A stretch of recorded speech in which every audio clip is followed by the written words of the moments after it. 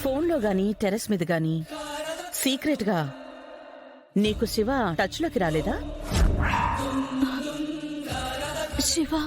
శివ నాకు టచ్లోకి రావడం ఏంటి? నటించుకు బిందు. నేనేమీ నీతో సీరియస్గా మాట్లాడడానికి పిలిపించలేదు. శివ నువ్వు ప్రేమించుకుంటున్నారని నాకు తెలుసు అని చెప్పడానికి తీసుకొచ్చాను.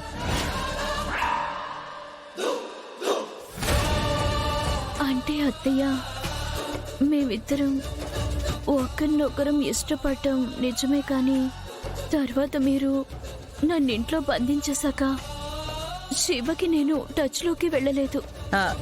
శివనితో చెప్పడో లేదో నాకు తెలియదు గాని నేను శివని కలిసి మీ ఇద్దరి పెళ్లి జరిపిస్తానని నేను అతనికి మాట ఇచ్చాను. నిజంగానా అత్తయ్య? నిజంగానే.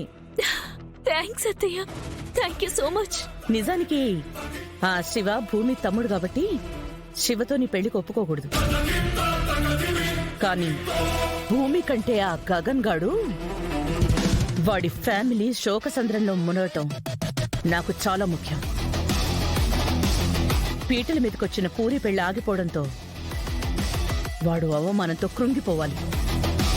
ఆ శారద అయ్యో అని ఏడుస్తుంటే ఆ ఏడుపు మన ఇంటి వరకు వినబడాలి.